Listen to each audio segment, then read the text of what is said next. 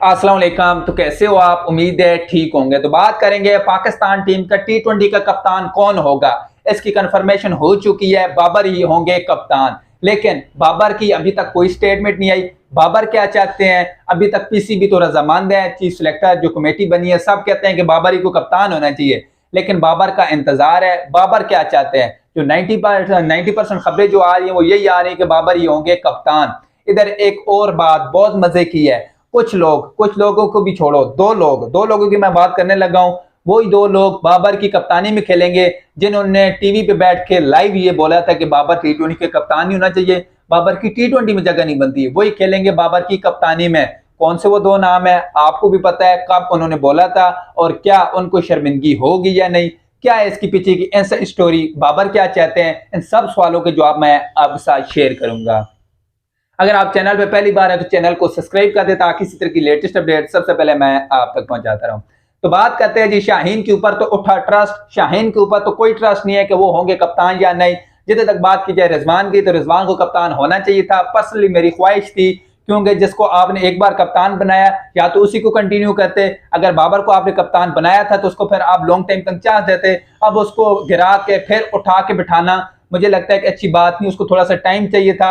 आपने रिजवान को कप्तान बनाना था लेकिन आपने रिजवान को कप्तान नहीं बनाया, वो आपकी मर्जी है। लेकिन लेकिन लेकिन इधर एक बहुत बड़ी मजे की बात यह है कि बाबर आजम को एग्री किया गया कि भाई आप कप्तानी संभालो, आपके साथ ज्यादती हुई, जिस तरह आपको कप्तानी से हटाया गया, हम आपसे माजरत करते हैं, आपको वापस कप्तानी पे आना चाहिए। लेकिन बाबर को वो दिन भूल गए जिस तरह उसको बंदे को ज्यादती करके उतारा था, जिस तरह उसके खिलाफ एजेंडा चलाया था, जिस तरह उसको जलीलो ख्वार किया था। इंडिया में वो बंदा वर्ल्ड कप खेल रहा था, तो ये सारे दिन बाबर को भूल गए हैं। फिर बाबर कप्तानी पे आ रहा है। इधर भी एक बात है, बात ये है कि बाबर आएगा कप्तानी पे।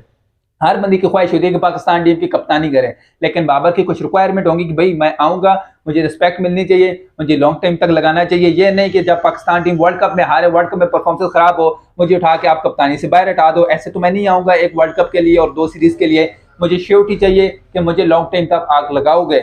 ये अगर बात किसी भी मानता है तो फिर बाबर कंफर्म आपका कप्तान है, इस बात में कोई दो राय नहीं है। बाबर आजम एग्री करेगा। 90% खबरें ये आ रही है जो जराए कोट कर रहे हैं कि भाई बाबर आजम माने हुए हैं, बस एक साइन की जरूरत है। पीसीबी और बाबर आजम की दोबारा मुलाकात हुई है, उसमें बाबर आजम कप्तानी अपनी ले लेंगे। अब तो ये बात होगी बाबर की कप्तानी की कि हाँ यार ये तो पता है सबको कि बाबर ही कप्तान हो गए। अब बात आ जाती है मोहम्मद आमिर और इमाद वसीम की। ये दोनों कहते थे, इन्होंने ताबिश हाशमी के शो में बोला था कि बाबर टी20 का कप्तान नहीं है, बाबर की टी20 में जगह नहीं बनती, Babar Azam slow strike rate के साथ खेलता है, बाबर आजम को टी20 में नहीं होना चाहिए। अब बाबर कप्तान बन जाता है तो क्या ये दो बंदे खुश होंगे बाबर की कप्तानी में खेलने के? क्योंकि बाबर तो रोज जमाएगा, जो कप्तान होता है उसकी तो सबके ऊपर नजर होती है कि भाई तू फील्डिंग सही कर, तू बैटिंग सही कर, तू तवज्जो कर।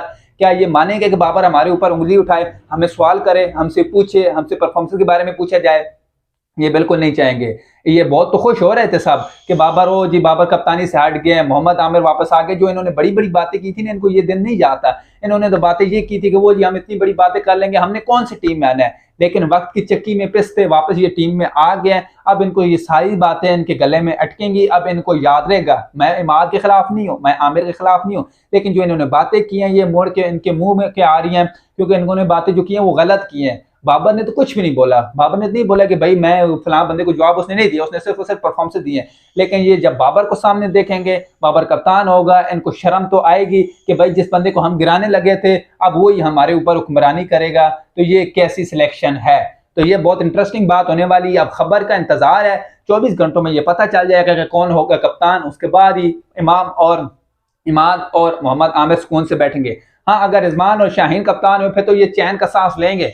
अगर बाबर हुआ कप्तान तो ये बात भैया हजम नहीं होने वाली इनको।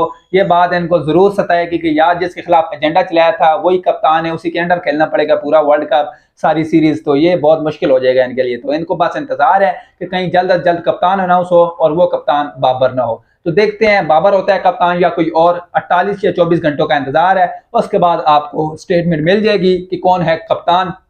आपके साथ शेयर करेंगे इसी तरह वीडियो बना के। तो ये अपडेट आ रही थी आपके साथ शेयर की। तो अभी के लिए इतना ही, बहुत शुक्रिया, अपना ख्याल रखिएगा, अल्लाह हाफिज।